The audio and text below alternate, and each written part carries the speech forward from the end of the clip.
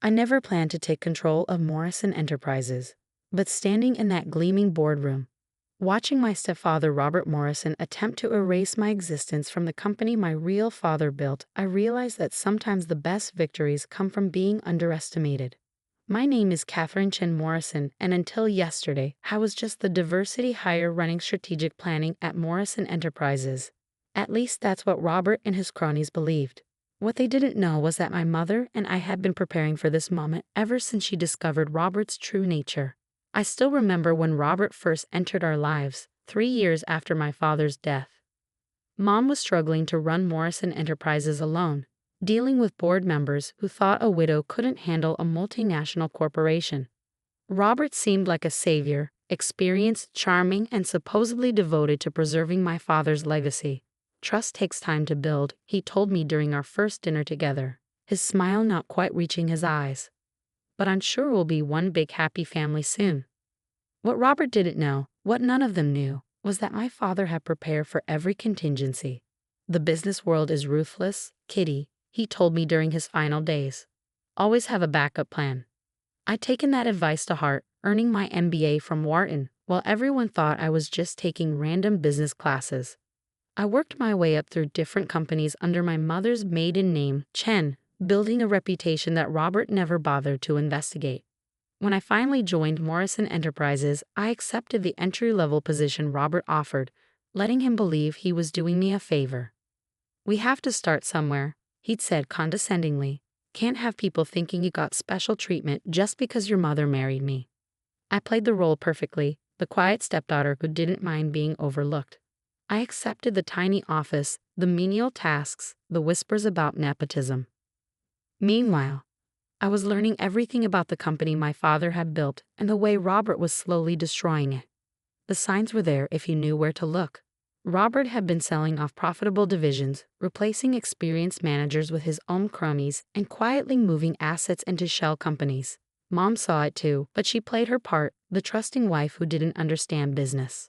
"Your father would be devastated," she'd whispered during one of our secret lunch meetings. "Robert's dismantling everything he built." "Not for long," I promised her. "Just keep watching and documenting everything." The turning point came 3 months ago when Mom was diagnosed with cancer.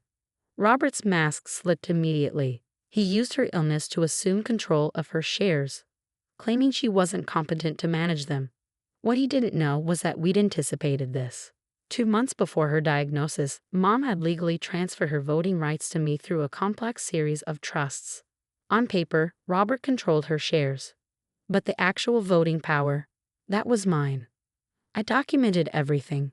Every shady deal, every manipulated report, every instance of Robert using company resources for personal gain. I built relationships with board members who were concerned about the company's direction. Most importantly, I gathered proof that Robert had been embezzling funds through his shell companies. Which brings us to yesterday's emergency board meeting. Robert had gathered everyone to address concerns about leadership stability. I sat quietly in my usual corner, laptop open, watching the drama unfold. Given Claire's unfortunate condition, Robert began, not even trying to hide his satisfied smile. "She's agreed to transfer control of her shares to me. This gives me majority control of Morrison Enterprises." The board members shifted uncomfortably. They'd never fully trusted Robert, but with apparent control of Mom's chairs, he seemed unassailable. "Furthermore," he continued, "I'll be restructuring the executive team, starting with the removal of certain unnecessary positions." His eyes fixed on me with predatory satisfaction. "Catherine, your position is terminated, effective immediately. We can't have questions about competence and nepotism undermining our company's reputation." The room filled with nervous coughs and averted eyes. Robert's allies smirked openly. "Do you have anything to say?" Robert asked, clearly expecting tears or pleading. I closed my laptop slowly, smiled, and said, "Interesting. I look forward to Monday's shareholder meeting." Robert's smile faltered slightly. He hadn't scheduled a shareholder meeting. "What shareholder meeting?" "The one I called," I replied calmly, using my voting rights as the controller of my mother's shares. "You'll get the official notice in about an hour." The color drained from Robert's face. "That's impossible. Claire signed over her shares to me." "She signed over the shares." I agreed. "But not the voting rights." Those were transferred to me months ago. You really should read documents more carefully, Robert. I gathered my things and walked to the door, then turned back. Oh, and you might want to review the shell company transfers before Monday. The SEC is particularly interested in the offshore accounts. In my car, I checked my phone. The emails had gone out perfectly, one to the SEC with detailed documentation of Robert's embezzlement, one to each board member with proof of his manipulation of company assets, and one to Robert's ex-wife, who was very interested in learning about the money he hidden during their divorce. My phone buzzed. Mom calling from her private hospital room. Is it done? First phase complete, I replied. Robert took the bait exactly as we expected. How are you feeling? Better now, she said, and I could hear her smile. The doctors say the treatment's working. I should be strong enough to attend Monday's meeting. Perfect timing. Another message popped up, this one from Robert. We should talk about this privately, as a family. I smiled, thinking about the documents waiting in my safe. Evidence of every corrupt deal, every stolen dollar, every plot against my mother. But more importantly, proof that the company Robert thought he'd stolen was about to slip through his fingers. Looking up at the darkening sky, I thought about my father's words. The best defense isn't just having a backup plan, Kitty. It's making sure no one knows you have one until it's too late. Monday would prove just how well I'd learned that lesson. But for now, I had a quiet weekend ahead of me, a shareholders presentation to polish, and the satisfaction of knowing that sometimes the best revenge is simply being smarter than those who underestimate you. The real story would begin at Monday's meeting. Monday morning arrived with a tension that could be felt throughout Morrison Enterprises headquarters.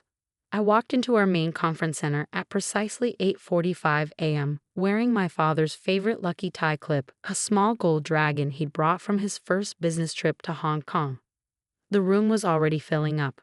Board members, major shareholders, and executives all gathered in small clusters, whispering anxiously. Robert stood near the front, trying to look confident while his lawyers frantically reviewed documents. At 9:00 a.m. sharp, I took the podium. Good morning.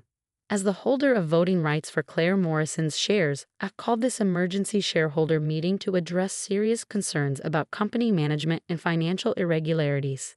This is absurd. Robert interrupted, storming toward the podium. Claire Morrison's shares belong to me. I have the transfer documents right here. Actually, a new voice called from the doorway, you don't. Mom walked in, supported by her nurse but looking stronger than she had in weeks. The room fell silent. Claire, Robert stammered, you should be in the hospital. And miss this. Mom smiled, taking a seat in the front row. Not a chance. I projected the first document onto the large screen. Let's begin with the share transfer agreement Robert's so proud of.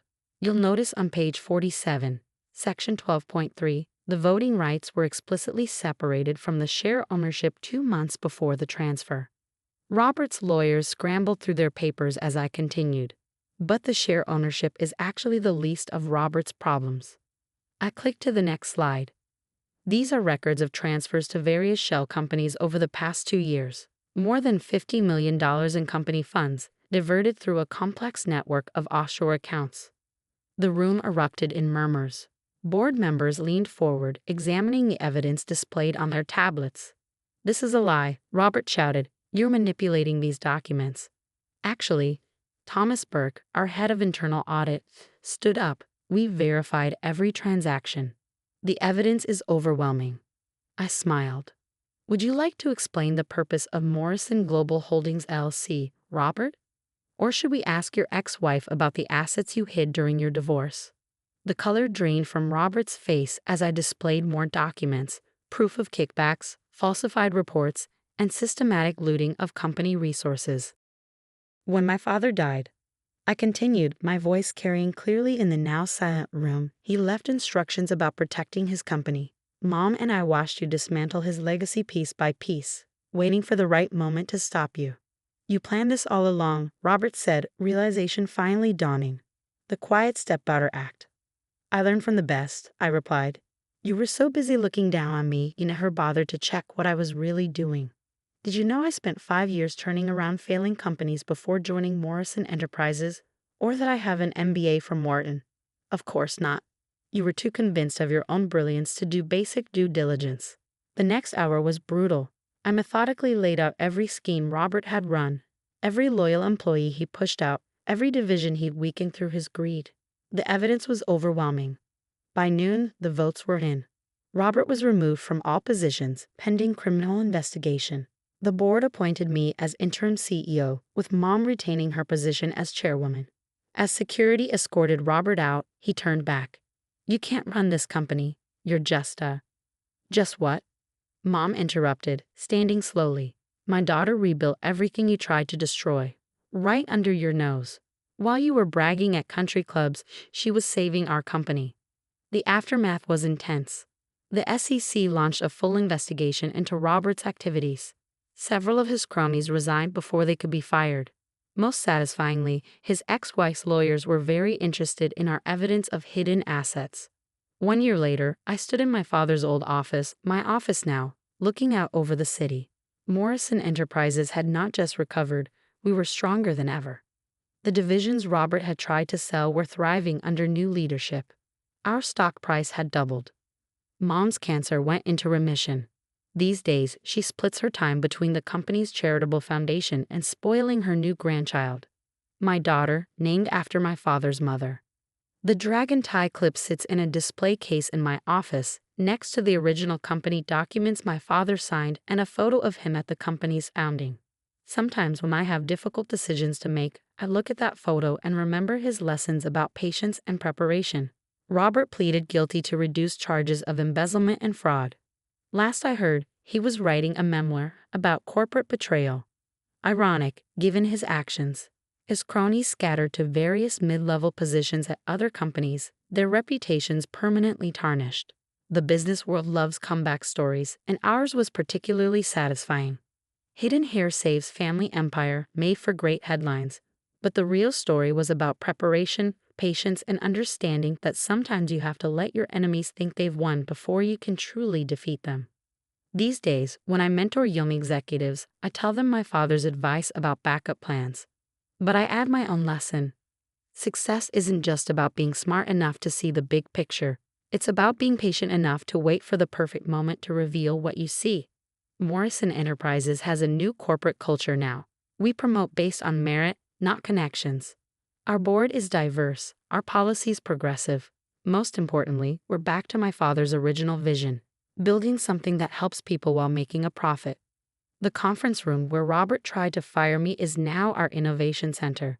We kept his pretentious mahogany table but added my father's favorite quote on the wall. "The best leaders don't need to prove they're in charge. They just need to prove they're right." Sometimes late at night, working on new expansion plans, I think about that board meeting where Robert thought he was destroying my career. He never understood that true power isn't about titles or corner offices. It's about having the patience to build something lasting. Mom and I still have lunch every week, now joined by my daughter. We often talk about Dad, about how he would have handled things. "He would be so proud," Mom always says, not just of saving the company, but of how you did it. The lesson wasn't lost on the business world. Other companies strengthened their oversight policies, worried about their own hidden corruption.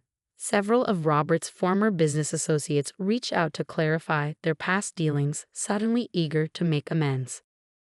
But the real victory wasn't in exposing Robert's crimes or even in saving the company. It was in proving that my father's way of doing business, with integrity, intelligence, and long-term vision, was still the best way. As for me, I kept Robert's signed share transfer document, framed ironically in my office. It reminds me that sometimes the most dangerous thing you can do is let people think they're smarter than you. Because sometimes the best revenge isn't about proving people wrong. It's about proving your father right. And that's worth more than all the corner offices in the world.